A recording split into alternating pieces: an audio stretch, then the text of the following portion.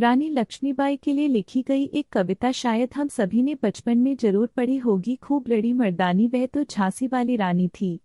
आज हम बात करेंगे झांसी की रानी लक्ष्मीबाई के बारे में। रानी लक्ष्मीबाई का जन्म वाराणसी में 19 नवंबर 1835 को हुआ था। उनका बचपन का नाम मणिकर्णिका था और प्यार से लोग उन्हें मनु बुलाते थे। उनकी मां का नाम भागीरथी बाई और पिता का नाम मोरोपंत तांबे था। मोरोपंत तांबे एक मराठी थे और मराठा बाजीराव की सेवा में थे। माता भागीरथी बाई एक सुसंस्कृत, बुद्धिमान और धर्मनिष्ठ स्वभाव की महिला थीं। जब मनु 4 साल की थी तभी उनकी मां की मृत्यु हो गई।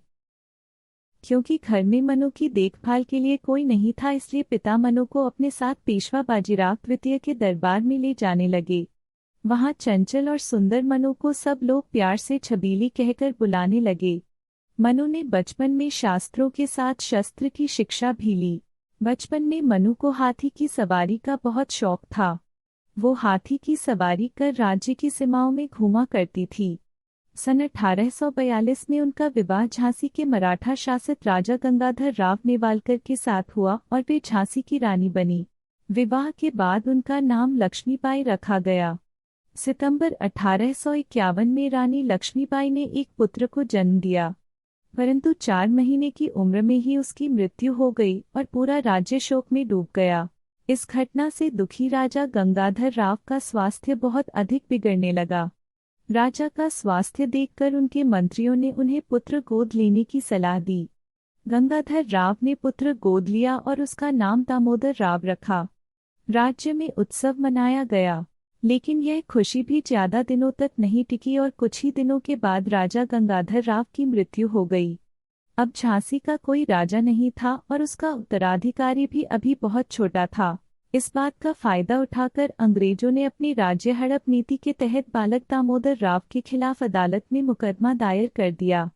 इसके बाद ब्रिटिश हुकूमत ने झांसी राज्य का खजाना जब्त कर लिया और रानी लक्ष्मीबाई को जीवन यापन के लिए हर महीने कुछ रुपए देने की बात कही। इसके परिणाम स्वरूप रानी लक्ष्मीबाई को झांसी का किला छोड़कर झांसी के रानी महल में जाना पड़ा, पर रानी लक्ष्मीबाई ने हिम्मत नहीं हारी और उन्होंने हर हाल में झांसी राज्य की रक्षा करने का निश्चय किया। झांसी 1857 के प्रथम स्वतंत्रता संग्राम का एक प्रमुख केंद्र बन गया, जहां हिंसा भड़क उठी।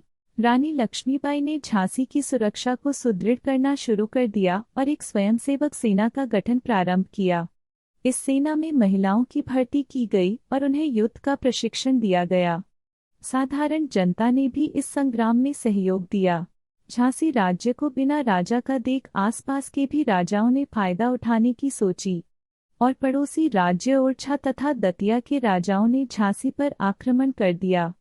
रानी लक्ष्मीबाई ने सफलतापूर्वक इस आक्रमण को विफल कर दिया, लेकिन 1858 के जनवरी में अंग्रेजी सेना ने झांसी की ओर बढ़ना शुरू कर दिया और मार्च के महीने में पूरे शहर को घेर लिया।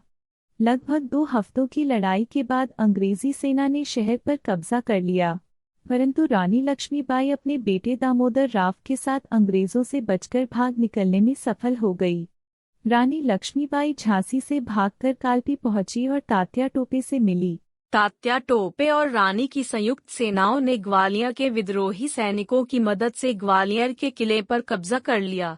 बाजीराव प्रथम के वंशज अली बहादुर द्वितीय ने भी रानी लक्ष्मीबाई का साथ दिया और वह भी इस युद्ध में उनके साथ शामिल हुए। 18 जून 1858 को ग्वालियर के पास कोटा की सराय में ब्रितानी सेना से लड़ते लड़ते रानी लक्ष्मीबाई वीरगति को प्राप्त हुईं।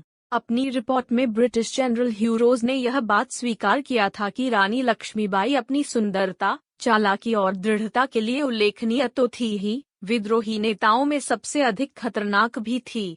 तो ऐसी थी झांसी की रानी लक्ष्मीबाई, जिनकी बहादुरी और बुद्धिमानी के किस्से बच्चे बच्चे की जबान पर रहते हैं और हमें गर्व है इनकी बहादुरी पे, जिन्होंने जालिमों से लड़ते हुए शहीद होना स्वीकार किया लेकिन अंग्रेजों की अधीनता स्वीकार नहीं की। अगर आपको ये वीर गाथा पसंद आई है तो आगे ऐसी ही ढेर सारी कहानियाँ सुनने के लिए ढेर सारे कॉमेंट करें, हमें लाइक करें, हमारे चैनल भारत भाग्य विधाता को सब्सक्राइब करें और बेल आइकन को दबाकर ऑल पे क्लिक करें। धन्यवाद।